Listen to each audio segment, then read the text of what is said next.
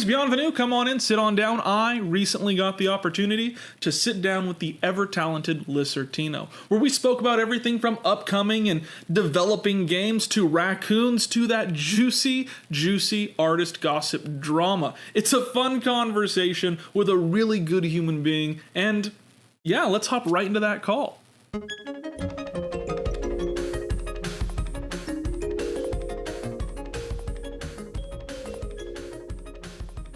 Hi everyone, we are here with the very talented artist Thesterninator. How are you doing, Thesterninator? Coucou! I'm doing fine. Middle of sketching, nothing too fancy. I just almost finished the editing on my latest video, which will come out, if I'm lucky enough, on next Friday, which will be on the 28th, if I'm lucky. If we're lucky. 28th of November. That's usually how it ends up being. I know I have the same thing. I'm like working on videos and I'm like, I think this one will come out on this day. I don't know for certain. No, for certain, yeah. Try to think it sometimes. Depends on what you do. Yeah, so Thesterninator, I know I call you Lisa. Is it okay if I call you Lisa? Oh yeah, you can call me Lisa, Thesterninator, you're fine. Okay. Basically, Thesterninator is basically my name, Thesterninator. There's Lisa in there, so it doesn't change much. Yeah, it's very nice. It's Lisa, and then Art, and then Tino. You'll be surprised on the origin story of my username. Well, do you want to know about it? Yeah, let's hear about it. Well, tell me the origin of the username. That's usually our first question. Very simple. Oh, that's funny because we got two stories. There's the different story on my channel and the stories of my username. The username was very old, back in 2009 on DeviantArt. I wanted to create an account, and basically the name was supposed to be Lizarticuno, as in Lizard, my name, plus Articuno, the Pokemon, the actual, because that was my favorite at the time. But somehow, I don't know how I managed to pull that out, but I slipped. I managed to miss the C and U of Articuno, and I made that Lizartino. I feel like DeviantArt is a place where so many people get their start, and a lot of it is like the oops, I did this on accident, that's who I am forever now type of stuff. Yeah, that's literally, I just slip. I don't know why I managed it. Oh shit. Yeah. It happens. For some reason, at some point I thought, wait, did I just call myself Lizatino? As in Lizatino, but and Latino? I'm not Latino, I'm just French. Damn it. Yeah. And over time I saw Lizatino. And I figured over time it was just a good name. I just stuck with this. Well, I think it's nice because it works as like a, it's like, pardon it, I was gonna say pardon the French, but it's like a nonsense word, and I feel like those names and words tend to work out the best because it's just you and it doesn't reference anything else. Those are the types of like usernames and things that I know like I enjoy, where it's like this person has created almost a character for themselves, and that's what I figure with it. Oh yeah, it was just a complete accident. Yeah. Like my name, Thesterninator, it means nothing. It was a joke from me and some friends in like sophomore year of high school, which you guys don't have sophomore year, do you? You have like years. Like, how do you? Oh yeah, in France it's a bit complicated. Basically, I see if you're talking about high school. We technically got 3 years. We got by numbers, except for kindergarten. Kindergarten is like a CP, CM1, enfin CM1. We got all that. And around the middle school, if I think it's supposed to be middle school, what we were calling college. What we are calling college in France is actually called middle school for you. We usually start by sixième, so 6 years, 5, 3, up to 3. And when you go to high school, it's the second, the first, and what you call it, the terminal, as in the last year, because it's supposed to be the year you're supposed to get the bag, the diploma. What was it? The diploma for the to work, so to speak. It's interesting. I always thought that was such an interesting, because it sounds so like, it sounds so difficult to understand from me and my American brain, but I'm sure it is so much simpler. Because here we have just the titles. Oh, you're freshman, then you're sophomore, then you're junior, then you're senior. Because for us, terminal means like you're dying. So it's interesting the way that works around. But kindergarten, I guess that one would stay the same because that's German origin, which is like right near you guys. Oh yeah, Yeah, that could be weird. But Yeah. that's very different. We don't get the same idea. And It means like child garden, I think is what it means. yeah, basically. And we call it just maternelle. Meanwhile, we call it maternelle, we call it primaire, we call it secondaire, which is what we call in a middle school and high school, so to speak. Interesting. I know we're getting off track, but I love the idea of. I was an English major for my couple years that I was in college, so languages and the transformation of words throughout different cultures and time are something that has always been really interesting to me. We're crazy off topic, but it's just something that I'm really interested in. That's such a good idea. We're going to stay a bit on that language off track, because that's one tangent I like to point out. That's something I like to show off in my videos and my content lately, at least as far as Fakemon content goes. That's something now people tend to go. People tend to stick to the English name, and that's fine. But you can see that on some countries, like France or Germany, or I don't know if Germany is actually okay, but France, that's for sure, we tend to translate those names. Yes. Do you know... I'm going to show you a little something. Okay. Do you know what the French name of Geodude is? Oh my goodness. Let me think. There was a point where I knew essentially the French word for rock, and I don't anymore. And I assume that is part of it. Yes and no. The French name for Geodude is Racaillou, which is based on Racaille and Caillou. And Caillou means essentially pebble. If you're talking about rock, the rock itself is roche. It's that simple. Roche. Lovely. Roche. Am I saying it right? Roche. Oh, don't worry. We are going to fumble each other's languages throughout the podcast. We're going to fumble again and again. You're more than welcome. Oh, I have a friend who's she's from China, and I remember she told me her name. Her name was, I'm going to butcher it. It was Wenting. And I said, oh, Wenting. And she goes, no, Wenting. I said, Wenting. She goes, no, it's very specific. Wenting. And I was like, Wenting. She's like, no, you're saying it right. So I'm always terrified that that's going to happen here. That it's like, it's Ash or Osh. And you're like, nah, close. No, you're fine. But then again, I knew someone who also learns Chinese, and Chinese is very specific. Very. You have to be very careful about how you pronounce it. You got the Ma example, which is the one my friend I met back in game design studies I did back then. And she told me something along the lines, if you pronounce it Ma wrong, you're going to insult them. Oh. Feel free to correct me, because I know that it's a bit something. It's the Ma, about that Ma. Because if you pronounce it a certain way, it's another word. If you pronounce it another way, it's a slur. It's got plenty of ways. Ooh. And Chinese is all about that, at least as far as I recall. As far as we recall, again, we are talking about stuff that we have very little knowledge base on with that specifically. But we're a bunch of idiots who make Fakemon content on a daily basis. Oh, yeah. Oh, speaking of which, that does bring us into our first question here. So I wanted to ask you about this. You started posting on, I want to say X, which at the time was Twitter, about, oh my god, I did that like 12 years ago. Then jumped to Instagram maybe 5 years ago, and have recently started, or I say recently, 2 years-ish ago, you started posting on YouTube. Did you feel like there was do you feel like YouTube has become the go-to for artists? Like eventually you're gonna make your way there? Not that much. First of all, I tend to jump between social medias. It's just more, I just tend to play for quite some time, and then suddenly I'm going to steadily drop it over time. Maybe not anymore lately, because I try to keep it a bit focused. But yeah, for quite some time, Twitter, I can't pronounce it. Twitter used to be this one place, but over time it still is to an extent, but everybody steadily moved out because of a lot of stuff going on. A lot of stuff. Some went to Blue Sky, others went to Tumblr, others went to Instagram, and YouTube maybe eventually, but I don't think that's actually the case when it comes to eventually going to YouTube. Maybe that's the next step for anyone who wants to step up, but for anyone who wants to stay casual and hobbyist, they can just stick to Instagram. But over time, I can see other people going in there eventually. Yeah. Do you feel like it's like a race almost? I feel like that sometimes with social media, where it's like new social media will come out, or I have to eventually make this or that. Sometimes, for me at least, it feels like a chore.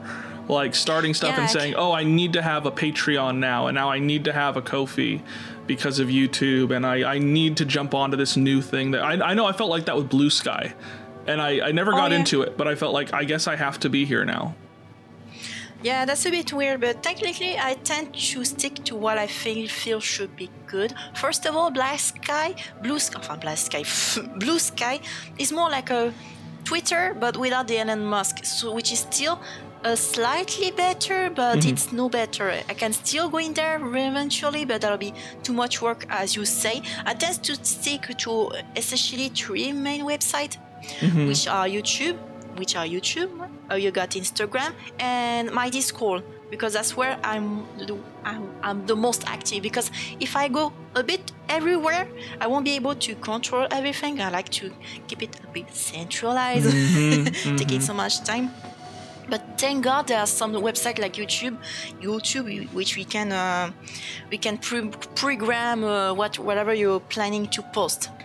That's my goodness. That's all good. It's the most lovely thing. I am so bummed that Instagram doesn't have something like that. Oh, that'd be great. It'd be great. Wonderful. I think about it a lot. It's like being able. YouTube does have its issues with the scheduling setup, but it's something that it's helpful. It is beyond helpful, and I'm bummed that so many other places don't have it, because you do want to prepare your posts in a certain way. I like preparing a lot of stuff. I'm the kind of person who likes to prepare everything in advance so that I can go smoothly. Like I tend to optimize everything when it comes to templates. Everything I edit on DaVinci Resolve, After Effects. Well, technically, I used to work on After Effects, and now I'm working on DaVinci Resolve lately. Since I think that's the Bionicle videos, I began doing that. Yes, your Bionicle stuff. Yeah, work on that. And basically, one reason I stepped up a bit, I like to step up a bit when it comes to editing, is that one of my main reason I got into Fakimon content is Froopy. Oh my goodness, That's Froopy. the reason. Yeah, that's him. Basically, for quite some time, that's not my first time I made some Pokemons. We did it as a child and all, but it wasn't very focused. It was more sporadic. It was more, I want to draw some Pokemon, and then I just move on for something else. And then I think roughly 2 years ago, essentially at the beginning, roughly around the Instagram, so to speak, I began looking around for a Fakimon region on the internet. Just looking at how people were doing, I got a bare bone basic of that I had to make a region. I had to pick a region, which was very easy. I took my own homeland of southern France, specifically the region of Provence, because southern France is more than just southern France. There are little pockets of quarters here and there. Contrary, yeah. You have told me before that if I ever go to France, you're like, these are the places you go, these are the places not to go. And it's very helpful. It's technically yes, but at the same time, I wish I could tell you to come to around southern France, at least where I live too.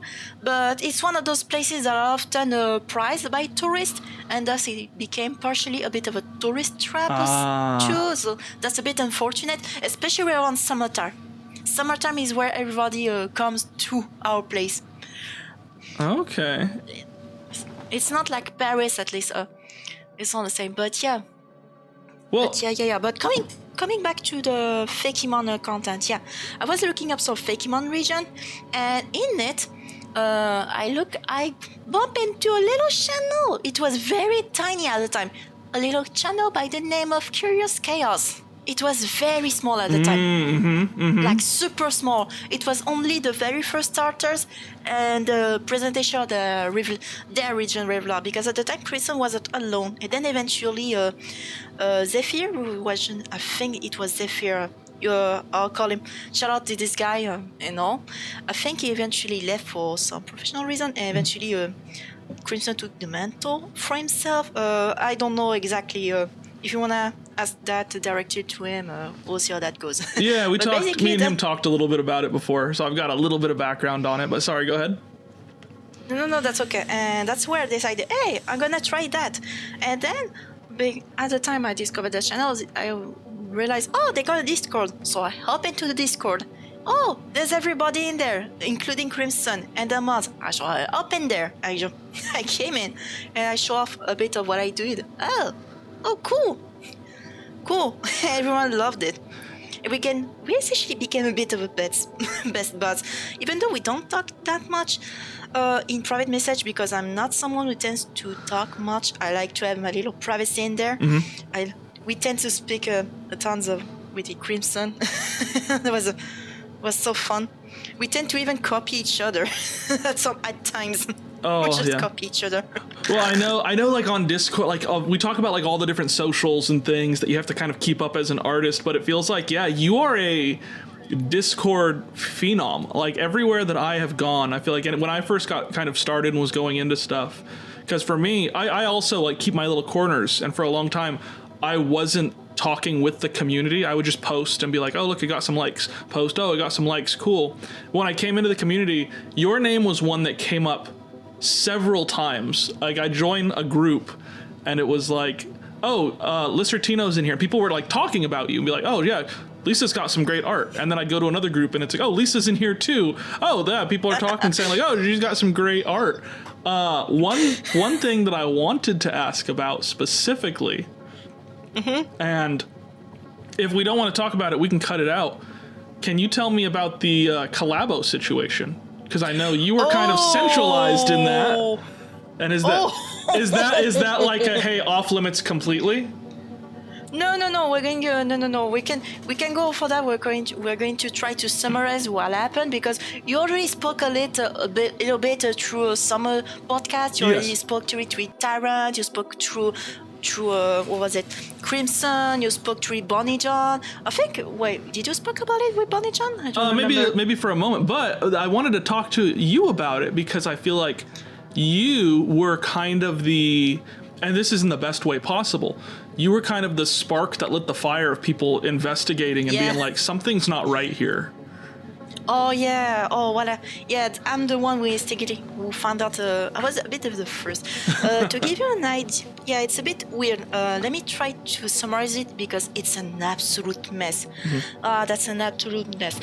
First of all, it all started when I think it was one artist who decided to make a splash art of the Fakemon like it was made for Pokemon card. I don't know if you were there. Yes, I was there. I kind of came in, I think I've said it before, I was just kind of, it was at the time too that I wasn't super into the community. So I think I was just like, yeah, I post whatever. Oh, I did my thing for that project, moved on. And then I think I hopped in one day and it was like, everything was on fire. And it was like, oh, what happened in the like 6 hours since I was last on the server? And that's when like everything kicked off. Oh yeah, there was an absolute mess. And basically, technically, way before that, we began with the Pokemon cards, splash art, and I jumped on there. I did a little splash art on my boy Trusk. My little pig. This little pig I still love. This pig is my love and pride. It's more than just a pig.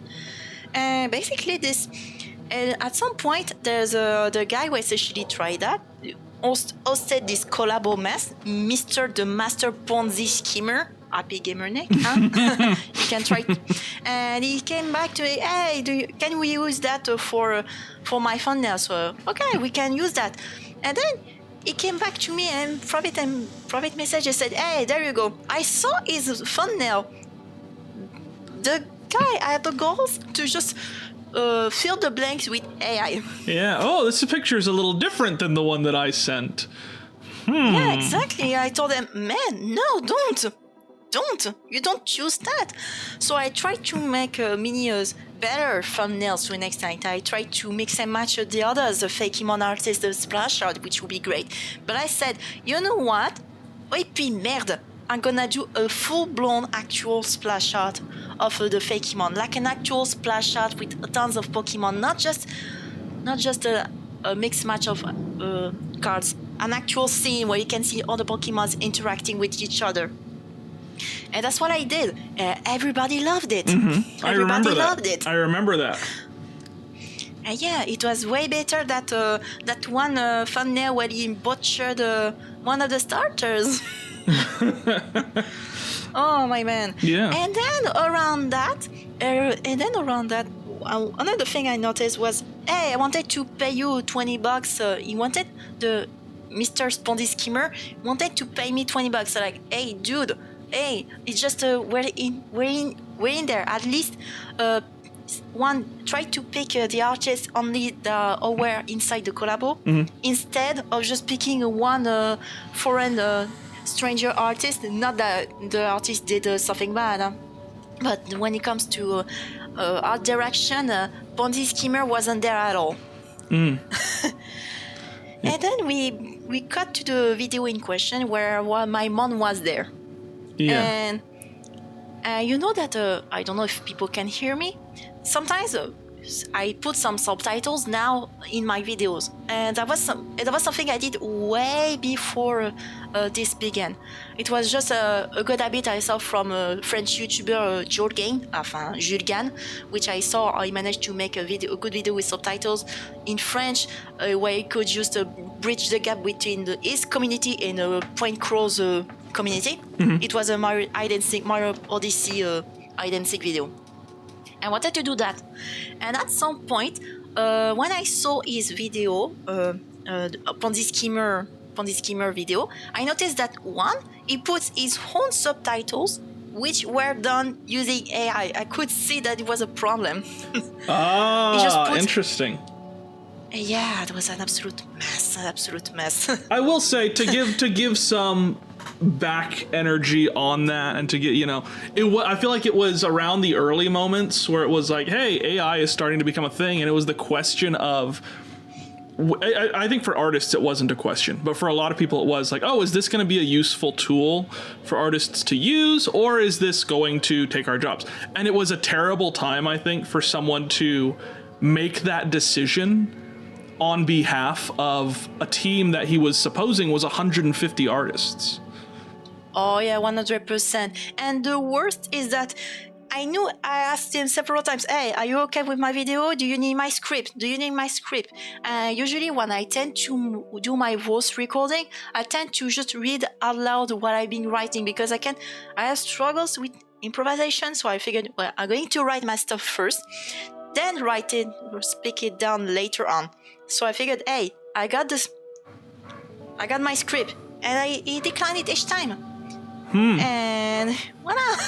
And the worst is that the most blatant example is that he used his AI subtitles when it was literally the Pokédex entry, which was written by myself somewhere else in the little corner of the screen, literally with the actual good spelling. I anticipate that the AI got it wrong when the text is right there. Yeah, the text is right there. That's so wrong.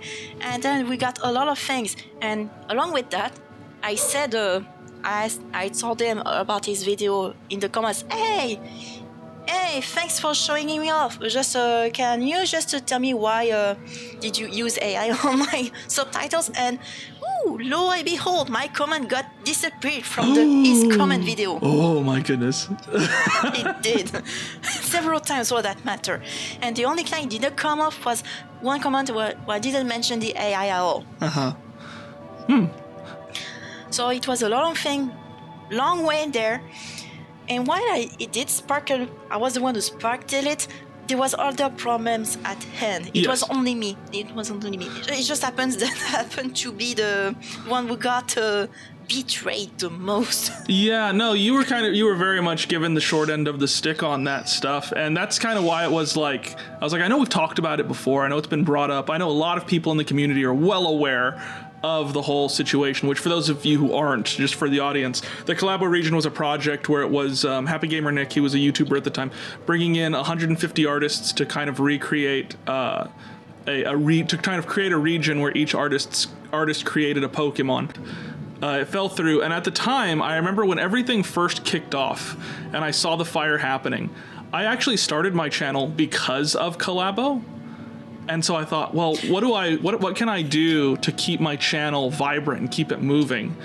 And I thought I should interview and talk to people about the situation and make a video about what happened.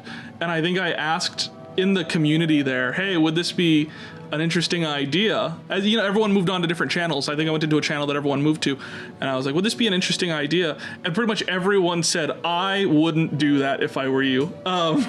Again, at the time I was a really little channel, so it was like, you're kind of, it was like, the clout wasn't there. So it was like, you're kind, it was like, in the nicest words possible, you're kind of a nobody. And maybe you're not the best person to handle this situation. And it was understood, so I moved on. But yeah, it was a big deal at the time, especially for the little artist community that we had there. Oh yeah, that's okay. But eventually someone technically did, even though it was an April Fool's video. I know, I was upset about it. Go ahead.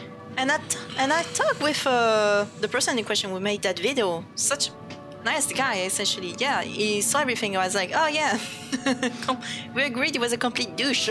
Yeah, it was a very weird situation. But I want to ask you another question here, very unrelated. I often try to incorporate a question that has nothing to do with what we're talking about. So I'm curious to your opinions on this. I actually had to look up some information about this earlier to make sure that it was a question that was associated not just to me in America, but also associated to people in France. And apparently it is, because you guys have raccoons there, don't you? Yeah, well, technically yes. Yeah, we're talking about raccoons. Are you looking for the soldier for Team Fortress 2? Are you looking for Rick May? No, my question is this. I saw a video recently that was talking about how raccoons are accidentally being bred to look and act and appear more like they're being accidentally domesticated by people. Oh. And they're acting more like cats and dogs and things, to the point that their physiology, their physical bodies are changing to mimic more cute features. Like they've evolved shorter snouts, shorter noses, bigger eyes. Their tails have gotten more curly over time, which is all stuff that we've seen happen with other animals becoming domesticated. And I'm curious what your thoughts are on that. Would you like a pet raccoon? I got a pet cat already, so it'll be a bit of a sticky situation. We're already keeping my sister's dog at the moment. It's already a bit of bad blood at the moment, so pulling a raccoon would just sour the situation. But for the raccoon, I'm okay with it. You gotta vaccinate it a bit because unless you're the soldier for Team Fortress 2, which I think he became part of the France. I didn't know he survived the events of Team Fortress 2. I didn't know he survived. Rick May. I don't know Rick May survived COVID. I didn't know he moved in France. I didn't know he owned now a kennel of raccoons. Wow, yeah. Well, like the thing with it is like, because we as humans, like, we're like, oh, we'll make better trash cans so that raccoons can't get into them. And the raccoons figure out how to do it, and they teach others, so that we're making them smarter by accident. And we're making them smarter. Well, and they've also adapted and learned that, like, if we hang around people and aren't vicious and angry towards people and act cute, we get more food. And so over time, they're becoming much more accustomed to being around people. The study that I saw actually compared rural raccoons, the ones that live out in the country and out in the woods, and they compared them to city-dwelling raccoons. And there is now such a stark difference between how they act and even how they look. Oh, when will he teach the raccoon to steal from the... Was it one of the raccoons who stole from the Louvre by any chance, Oh my gosh. Yeah. Oh my gosh. That is such an interesting topic. In France, what was the consensus and thought on that the Louvre got broken into? Basically, from what I gathered, it's a bit fuzzy, but according to what exactly happened, that's actually what happened. To give you a rough summary, yes, the Louvre got robbed of some jewels related to Napoleon. And basically, right now, as we speak, I think the suspect got arrested. But from what we gathered, they essentially took some kind of construction machine. They parked it around one specific window, and they went from there. After they probably just went in scout for months in there, of course. Just imagine they just went in there. We're going to pick. It's going to be which one will take? Like they just go blind. Yeah, please don't go to the toilet. Please go to the toilet. And just yes, thank God. Well, because I know here in America it was like, oh, that's unfortunate that happened. But for you guys, it's like this is a national treasure. Oh yeah, that's a national treasure. Yeah, it looked up for quite some times.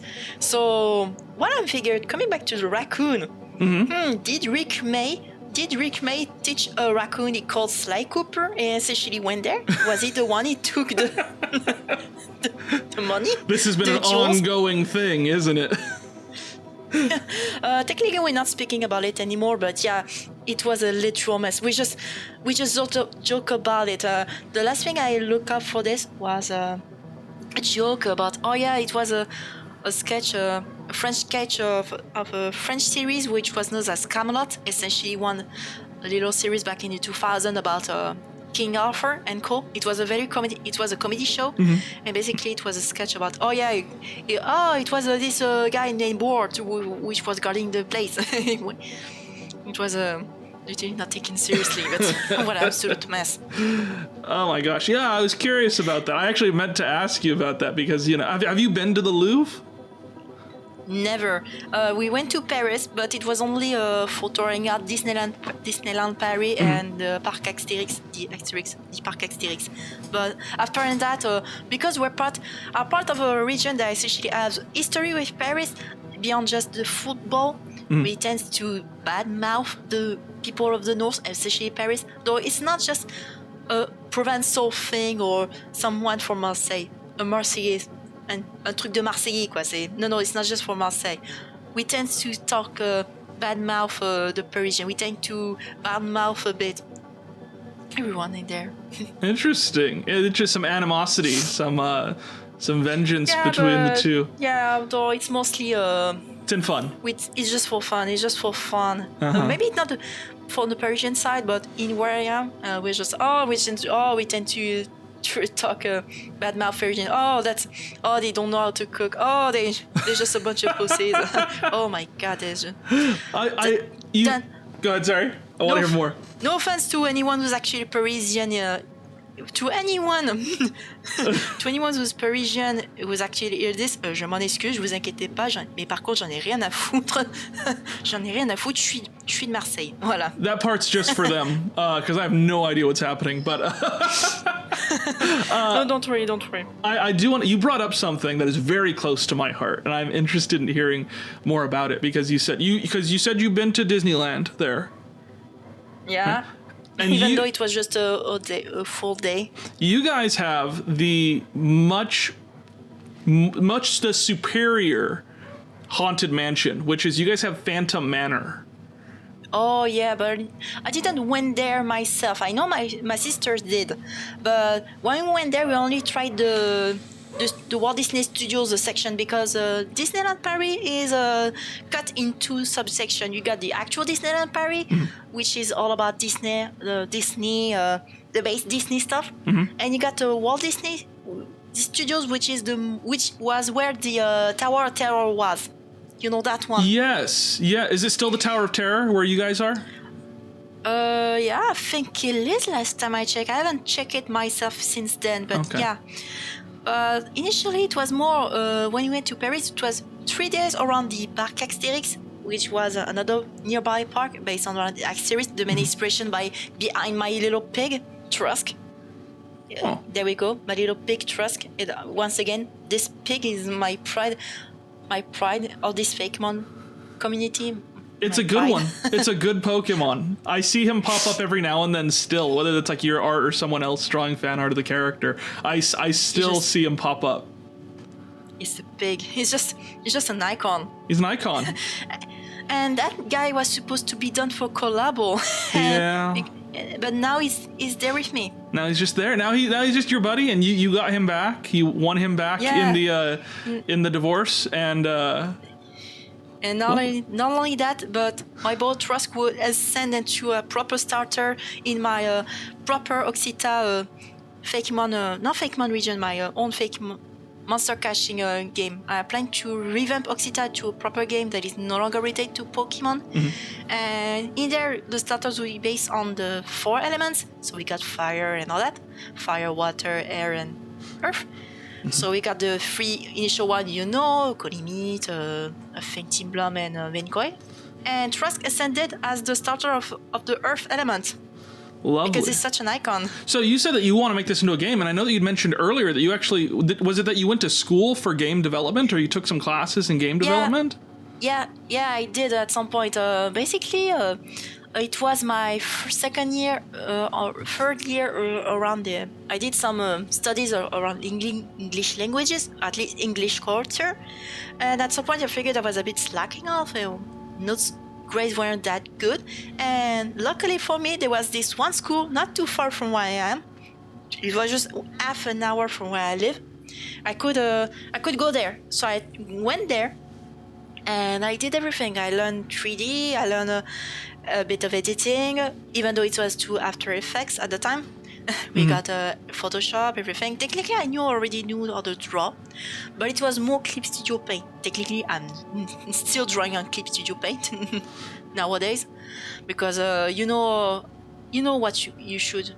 You know what's happening with Adobe. I think everyone should get away from there. Yeah. They should.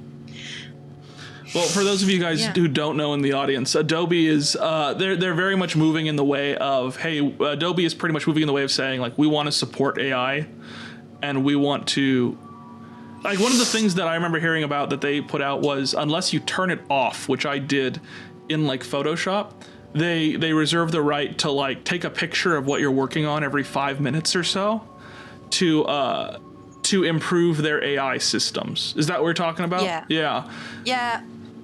Yeah, but not only that, a lot of other things. Even without the AI, the subscribe model is very predatory. Oh my gosh. When you need, I hope you got enough money to pay the cancellation fee, because I know that if you need to cancel your subscription, you need to pay for something which is unheard of in the history of whole software.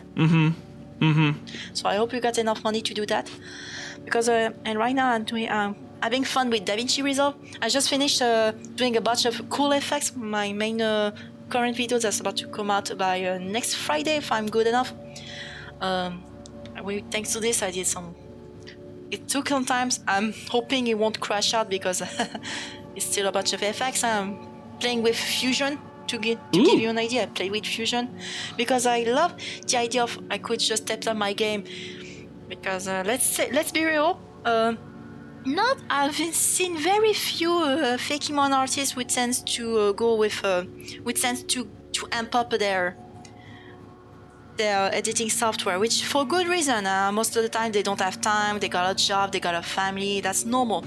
But for those who got time, like you and me, for example, we could try a little of something. We could try some cool tricks, and that's what I tried. I looked up some sprites from literally the Pokemon Diamond Pearl era, so I could try to replicate that. Not exactly, but I got to revamp some of my UI. I got everything. That's what I'm so proud of what I've done today. Finished that up around 1 or 2 hours, or was it? Oh yeah, almost 3 hours ago, technically, not counting the exportation though. It is incredible to find people who have not just the, like, all of us in the like Fakemon, like we like to draw, and some of us are at different calibers, but to find someone where it's like, oh, I can draw and I can develop the game for it, and I can do this and I can do that.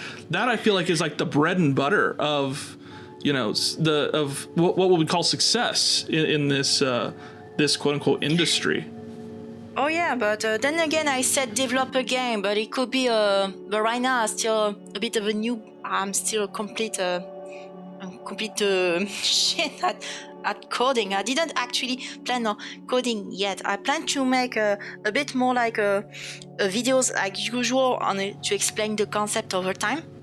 And then over time, depending on where I'm going and all, I could essentially go either route. I could go essentially try out some stuff. Maybe I think I've seen Fakemon like a game that essentially went into the miniature domain. I've seen some miniatures of Fakemon like creatures somewhere. I don't remember the name. It's a Rune something else. Merde. But this one about you can do actual miniatures, as in the little Warhammer 40k miniatures. You can paint, you can sculpt, those kinds. It's always so cool to see that stuff tangible. Yeah, that's so cool. One thing I like to point out, that's something I don't see in every community, is the national pride you can see in a Fakemon community. Tons of people tend to make their region of their country. Not everyone, but people like me who wants to show off, make a little homage to their base region. That's one thing that Pokemon allows you to. That's such a good community. I met Owen, who wants to make a region based on the Scotland, because he thought he was a bit betrayed by Guzzlord, but over time wants to make an actual region based on that. You got so much people wants to make videos, Fakemon videos about their country, about their part of the place where they like the most. How many people do you know are for sure they will make something a Pokemon that's based on little something very niche, a part of a very known culture? Right. Have you seen in all of the southern Kalos-based region or southern France-based region a Pokemon that's based on the pétanque, the little ball game? I have no idea what that is. That's a game. That's a little game you tend to play around the place, and basically you get the goal of this game is you throw a little ball called the cochonnet, and you take out a steel ball and you try to make sure your balls tries to get closer to the cochonnet. Yeah, that's a very out of context. Yeah, no. Out of context here. It's like trying to explain football to somebody and be like, I have 10 seconds to explain football and how that works. You also do that. Yeah, have you seen also on the Pokemon based on the drink known as pastis? Have you seen a Pokemon that's based on the drape and all that? There are some Pokemons we can all make a Pokemon about a Tarrasque. Literally you can watch True Green 7's video as a proof of that. But have you seen a Pokemon that's based on the pastis? Based on the Santon? That's something that only people who actually live there know. Right. Or someone who can speak that tongue and can go beyond what your native tongue can provide you. Well, I think, I know as an artist who's like, my stuff is like I mix franchises together. Because I love D&D, and I've had so many people request Tarrasques in videos. And it's interesting like that. It's like, oh, this is a D&D monster, and it's like, no, this is actually a French folklore thing. Yeah, actually, and to be different is that the D&D version is not the same. No. It's not the same version. You get it very far from it. In France, the actual Tarrasque is actually just a lion turtle. Think like that one turtle like creature you see in the Avatar, the Last Airbender. Yes. Shape-wise. And meanwhile, in Dungeons & Dragons, it's just a huge Gamera Godzilla mix. Yeah, I remember because I think I don't know if I did one for a video or not, but I know I researched one and I know I drew one. I don't know if it ever came out in a video, but I remember researching it and I was like, man, these look very different. Like the Tarrasque that I know of from D&D is so far removed from the actual folklore of like the lion turtle with the long tail. Yeah, and the scorpion tail too. That's basically the Tarrasque is a French manticore. Oh, that's a good way of putting it. Yeah, it does feel like a French manticore, and it definitely feels like the lion turtles from Avatar: The Last Airbender. And it's again interesting. It's always interesting to me to see how words and design and just character and stuff like that evolves over time and evolves through cultures. Yeah, that's a thing. People have thousands of manners to interpret something, and that's what makes art so cool. That's what makes also Pokemon so cool. Basically, I'm going to tell you a little thing. Yeah. A little difference, a cute difference. Did you see my video about the Fakemon, the first episode of the Fakemon battle? just I'm asking. trying to remember. Gonna do a. Oh, don't worry, I'm gonna make a recap. Did, but yeah, go ahead. And basically, this video was basically I just made Danny Phantom and Killer's Pokemons. Basically, Danny Phantom and Ryukomato to be specific, because it's just about a death battle-esque equivalent of Fakemon content. Because I like to try to give it a bit of a own spin of otherwise normal Fakemon content, and that's not something we tend to do, because I noticed that most videos are. I don't know if you can say it with me, if you can confirm it, but most people who tends to make X and Y as Pokemon tends to turn most Pokemon as single stage Pokemon. Yes. They don't tend to go into the several stage Pokemon as to stack up most characters. And Fakemon Battles is a perfect opportunity to try out that. Well, I feel like it's a secondary level of thought, because you can, when you're designing something, you'd say, okay, I'm making a mermaid, and you're like, oh, water type, cool. But then you have to get more creative with it, of like, does it, what else can it be? And does it even have to be water type? And how do we play with those designs and elements there? I mean, in Pokemon itself, we have a water turtle, a grass turtle, a fire turtle. We have turtles of various types and structures. I think Orash... We have turtles of all spectrum of the colors. Yeah, I mean, Orash even brought up, like, Shuckle isn't a turtle, and I was like, oh yeah, no, it's not.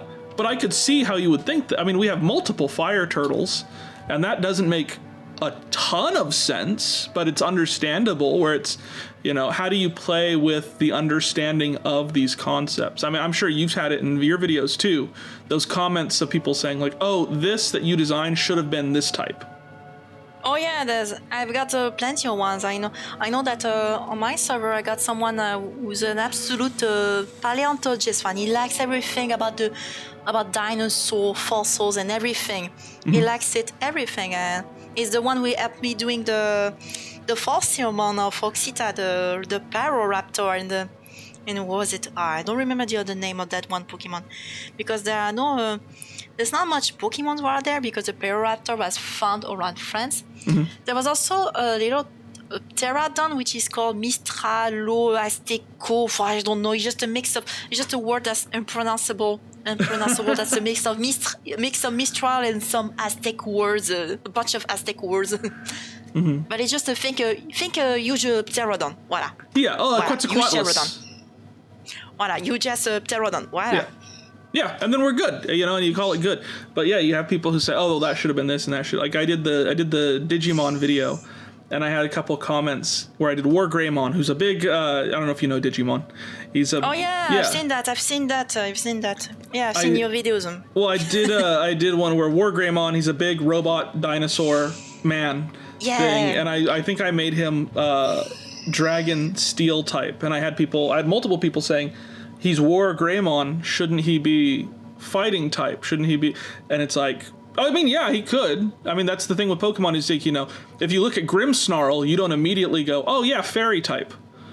No, you think maybe a dark type, but fairy, like, Yeah, that's the fun of it is, how can we make this play out? How can we make this work? Chandelure doesn't necessarily have to be a ghost type, just looking at its design, and then it's like, but it adds something to it. So yeah, he's just a creepy chandelier. Yeah, he's just a creepy chandelier, and we love him for it. And so, you play around with those different styles and different interpretations. So yeah, I understand the importance of having single types, but dual type, there's a little bit more creativity that you can have, and then going back and saying like, but does it have to be this other thing, Yeah. Oh yeah. Coming back to Digimon, how much of a pain it was to translate the overly designed, detailed mechanical part on there. Yeah. How much on a rate to 1 to 10. Right. Well, I mean, like even looking at like your beloved your boy Trusk. It was a ground type, right? Yeah, monoground type, which evolved into your boy. You should turn into ground rock. Thanks to you. Oh, thank you. But I mean, you could look at that, and I'm sure people have said, and I'm sure that they will say, like, oh, it should have evolved into a fighting type because he's a big burly guy, and it's like, yeah, he could have, but he didn't. Didn't. Or you could say, oh, well, it could be a steel type because it's like, yeah, all of these make sense, but it's not what we chose to do, or it's not what you chose to do. Yeah, except maybe, well, it's a bit of a nitpick to an extent, but nothing too fancy. Yeah. The only thing I'm still baffled saying is the fairy type on the Ryokomon TG7 did. That's the only thing I'm still wondering, because I like the design he did. That's such a good design, but at the same time I see fairy steel. Okay, steel makes sense, but fairy. Yeah. Okay, on Ryuko. Maybe it was dark steel, it would have worked, but fairy. I heard what he did. It was about maybe Gremlin type. It has to be a bit Tinkaton, but I don't think that's a bit enough. That's why I'm tend to, and to be honest, that's one of the reasons I made the Fakemon battle. I wanted to see, oh yeah, there was just, okay, I want to make my own take, my own Danny Phantom and Killer Killmon. And because they're part of my favorite franchise, hands down, I'm going to make them Mons myself. I turned Ryuko into an actual dragon because the actual script design from the art book, which is a dragon. I turned Danny to an Aklut more because there are lots of grounds that he likes hanging out with dogs, and even the latest graphic novel Fair Game proved that. Oh yeah, speaking of which, did you happen to have the graphic novel by any chance? The graphic novel for Danny Phantom? Both, yeah. So I'm asking you if you got any. You don't have to say. Just say yes just to please me. If you didn't buy him, that's fine. Oh, I unfortunately didn't. The thing is, I don't have a ton. Like, it's a problem. I don't have a ton of time to read and to like. I love video games. I haven't sat down and played a new video game in probably at least a year, because time of like playing games, reading, getting graphic novels is so hard to come by for me now. I used to work for a comic book publishing company, and I was reading comics every single day because I loved it. But now, it's so much harder. Right now my main thing is probably focusing on my on the Fakemon channel, because that's one of my main stuff going on.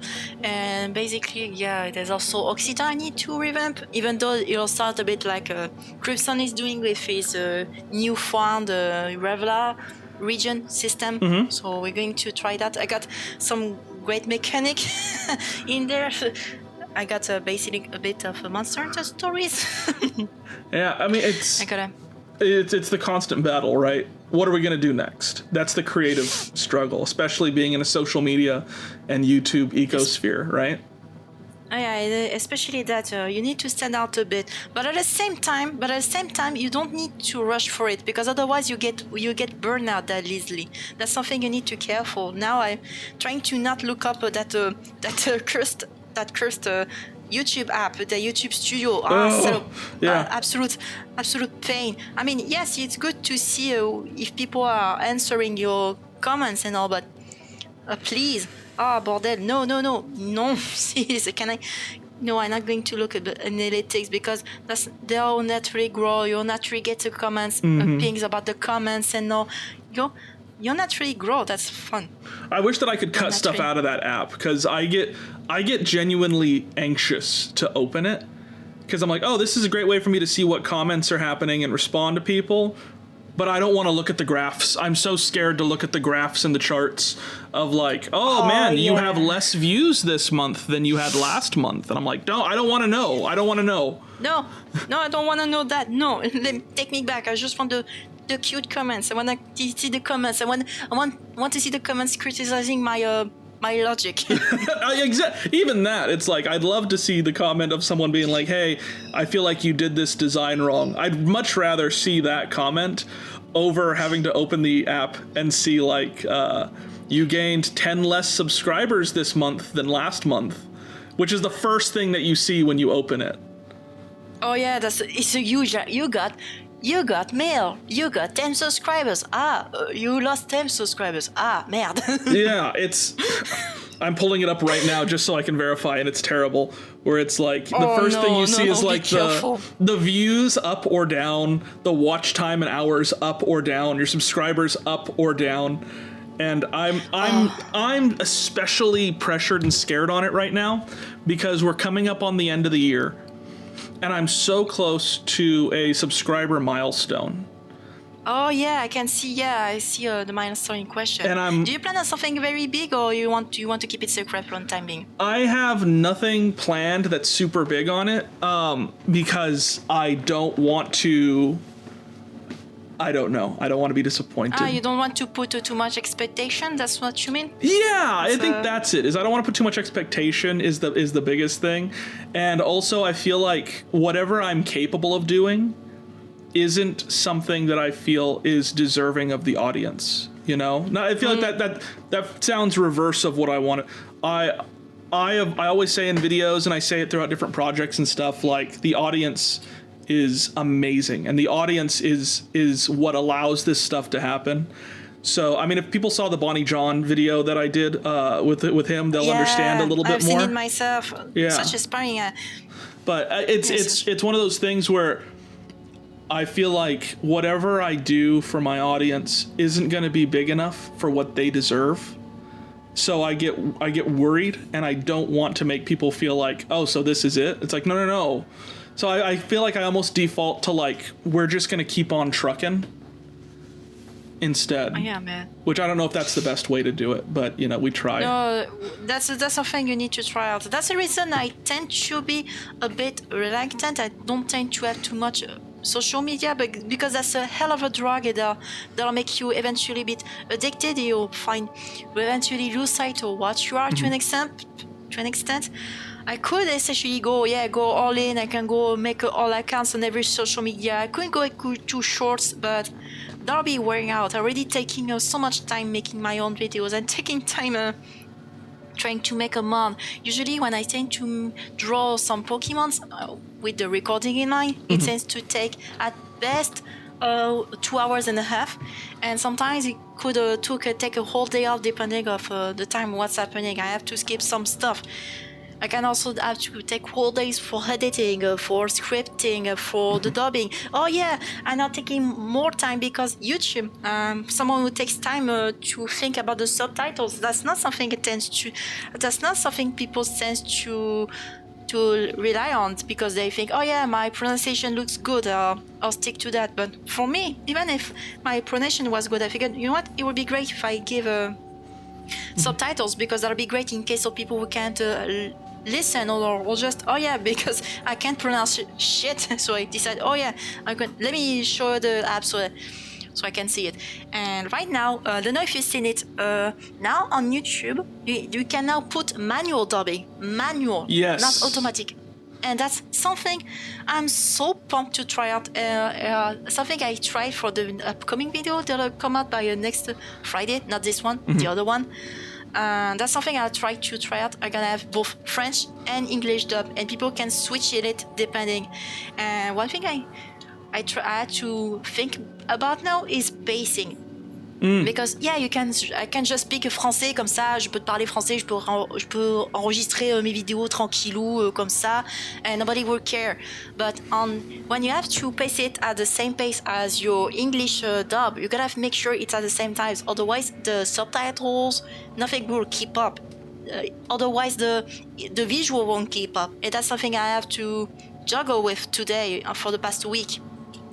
And that's super cool, but I like it. That'll make me stand out a few more. If insanity in doubling down in what it takes to stand out while falling into the Mr. Beastification trap, then so be it. I love that when people bring that up. I love that it's such a thing that is so well aware in our community is the Mr. Beastification of videos and stuff. Because I even see it with my thumbnails where I'm like, all right, this thumbnail, if I do it like this, okay, this looks more like the thumbnails that I see. And I'm like, oh, I'm Mr. Beasting it. Yeah, that's the thing. That's why recently, I don't know, I think for the Fakemon battle, I have to revert to the main format as the first Fakemon format. But I know on the Goofy Mega Evolution one, I tried to experiment on fully customized, fully drawn thumbnail and see how that goes. And it was nice. But, well, partially because the day before and before that there was the trailer for Mega Excalibur and Mega Chimico, but still, we don't talk about that. We don't talk about it. It was all you. It was all you. You did it. Yeah, you did it. No, there was definitely not a trailer for Game Freak by the day before. No. No. I don't remember that. Well, Lisa, I have one last question for you. Is it? Yeah. You've listened. You know. Yeah. Yeah. Is it? Go ahead. And I know that the dice won't be with me. I know the dice will be pissing at me. They'll judge me. Well, I'll get the worst results. I wouldn't say that. I would not say that at all. My question is, for those of you who are new listeners, every time that we do one of these at the end, I always roll a virtual dice on my side over here, which if anyone heard clicking, clacking, that's what that was. And I ask Lisa, in this case, hey, if someone is looking at your channel and says, I want to be there, because you are an amazing artist. You are a phenomenal artist. So if someone's looking at your channel, looking at you, looking at your work that you've been putting out, which is stupendous, and says, how do I get there? How do I end up getting to the same level as Listertino? What advice do you have for them? Now, feel free to take your time, because you rolled a 16. Oh. So you get. Oh man. But you know, if you need more words, you can always explain after. But you have 16 words to kind of get 16 words. Your point in. I'm gonna look up that one sentence. I think my advice will be a bit similar to what I'm trying to remember that sentence. Why Clyde Barker said a while ago. I've seen it. Oh man, shit. I was gonna say like what Toxiquid said, which was don't do it. Not do it. You could do it, but no. When it comes to how do I put this? Merde. Beard. Merde. Oh no, we started in French. That's not a good sign. Oh no! Just avoid the French for the time being, so that people can learn from it. But if you wanna go there, be orderly with your schedule and your plans. And once there, you can go insane on that. Let your insanity out, and you'll stand out a bit. Okay. So organization, it sounds like, is kind of the main structure there. Schedule, organize, and then feel free to go nuts. It's a bit what I said earlier. It's a bit of, you gotta mix up that it's sanity with moderation. That's an actual oxymoron. It's a bit of an oxymoron. I love that though. Because it's an oxymoron because you tend to plan some stuff. Before I do every video, I tend to make a sort of a checklist of what I need to do, what you need to do, and then alongside that, as you go down this list, you can add the little bits. You can go for the Fakemon, you can go for the design. Yes, you can go for the design. As you go, you edit, you're like, oh, what if I do this? Oh, what if I decide to... oh, I got this good idea to make actual effects. Oh, I'm going to make that kind of attack. I'm going to replicate that on DaVinci Resolve Fusion. Oh, I'm going to look up sprite resource for Diamond and Pearl. Attacks the sprite. Oh, that looks cool. Oh, I just work on that. There was a lot of things. Which music you'll take? There are a lot of things going on as you go. As you go down there, you can go insane on that. But when it comes to actually being an artist, it'll be a bit complicated. In a sense, you gotta be moderate with and very intricate, very plan stuff ahead, so that you can go just as planned, paradoxically. And once you got the main foundation of what you were going for, go ape shit. Let your imagination go wild. Go ahead and think. Let your brain go. Let your brain guide you. Let yourself be guided by what you plan. And sometimes you get some sudden ideas of think. Oh wait, that's actually a good idea. Oh wait. Oh, good color. You experiment. Go ape shit. But it's got to be within the structure and the confines of the organization that you've established. Because Depends. You can break the rules sometimes. Basically, for the next video is going to be the second episode of Fake Mon Battle. I've essentially broken up one of my own rules. Then again, art is all about breaking rules. The own rules. You make some rules and then you break them. So it's a bit like.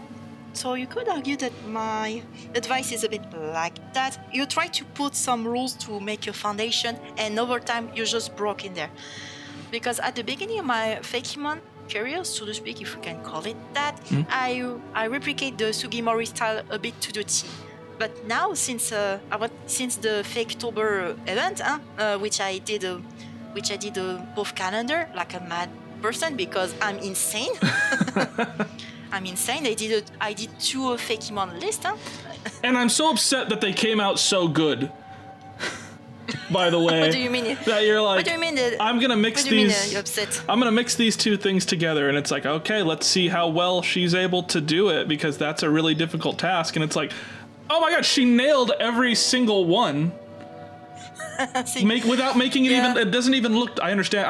I get that it probably was difficult, but it's like it comes out. It's like it looks so effortless and so easy, and it came out so well. That I'm like, that's not fair. That's you can't do that. You can do that. Well, technically, there's also a thing I need to mention is that beforehand, one of my main stuff I do before doing a design is I tend to look up reference photos, images, which I gather on my PureRef. By the way, everyone, I don't know if it's still there, but PureRef is an actual good software. On the computer, it's actually it's free. You can essentially you just gather images in there. On the iPad or the Samsung Apple, no, not Samsung, Apple equivalent is called VizRes. Basically, you can just make little moods board in there. You're like, I'm going to look up that. I'm going to pick that. You just look up which inspiration you like, and then you can just experiment out of what you need without going in there. And the best part is that it's on the Windows. You don't have to shove it down your actual PSD file in there. That's also a good thing you can try. You get the whole space for you, the whole canvas. Well, you know what? Sorry, go ahead. Oh, no, go ahead. Thank you so much, Lisa, for being here, for talking to us, and for allowing us to kind of understand the some of the drama that happens in the art community. Yeah, the collabo, an absolute mess. I hope there won't be another Ponzi schemer among the Fakemon community, because that's such a good community. It is. Really. That was what was so harsh. It felt like taking advantage of people who are genuinely all just really good people. Yeah, and the project was so good. Not only you were supposed to make one Pokemon, but it was another artist who was supposed to make the evolution. Mm-hmm. What a cool concept. Imagine it's someone else like Jack or Ron did that. Imagine if there was either of them who did that. I'd love to see something like that happen again, but I know right now, anytime that the idea is brought up, people are like, that PTSD comes in of people like, no, it's happening again. No, pas le collabo, no. But thank you so much for being here, talking about the drama, as well as just kind of the structure and the organization that comes into art. I feel like so often we're told, like, just go out and do it. And sometimes that is a good thing to hear. But knowing that there is a little bit of planning that has to go into it, I feel like is just as important. By the way, one more thing before we cut this one. I don't know if you want it to out. Recently, you know how you and Bonnie said, oh, go out there, just post something. Well, recently we got one of my own fans, so to speak, of subscribers, known as Ego. Aigle, si tu m'entends, c'est ton moment. He just posted a video. He made his own video on Fakemon based creation. He made his first video about Fakemon content. It's very amateurish, but he went there. He got a push up for everyone. He got a push up from me, from Crimson, from Ark. He got Ark and Crimson to dub in his own video. It's very amateurish, but it's there. He went there. He started it. So it will be great to see him in 3 years when he'll go super good. You'll get a super art style. Right, and it's like, hey, you went from 0 videos to 1 video. That is a 100% increase in the content of what you're making. And so, it's always good, and it's always something that makes my heart feel joy, where it's like, okay, yeah, like to build onto that, and with what you're saying here, it's like, Go out there, post something, make something, just do it. But then the important part comes after, like, now focus it. You know, you have something. Try to keep up what your main inspiration are to an extent. That's why I don't watch it anymore, but I should look up more Fruppy's videos so I can see where I can go, because Fruppy is the main reason I decided, I want to step up on the editing game, because very few Fakemon YouTuber go that far when it comes. Very few YouTuber decide to use the puppet After Effects, the puppet to animate a Fakemon. Very few go out there like him. That's why. That's why. Talented individuals, and again, thank you, Lisa. I'll have your stuff down below so people can find you all of the places that they can find you. Your Instagram, your X, your YouTube, your home address, all of that stuff. My home address is 3 rue, allez vous faire foutre. And someone's gonna know French and they're gonna find you. So there you have it. Listertino is a really cool person, a really cool friend, and a really talented artist. If you want to see more stuff from Lisa, pop down into the description below where I'll have some links to all of her socials there. But you can also find down there some links to support the channel. Our Patreon members get exclusive art from upcoming and past videos, as well as Photoshop files and the opportunity to have some conversations about how we can improve their art. Those are exclusive things that come across various different tiers, but if you want to take part in these stern conversations, make sure to become a YouTube member. That's just $5 a month, and that gets you the opportunity to input your questions to be asked to creators that you enjoy. I really like it because it allows you guys to have some buy-in into these projects. Don't forget to follow us on Spotify, where these videos drop early, and it sounds like you know where to find me. So I'll catch you in the next one. Bye.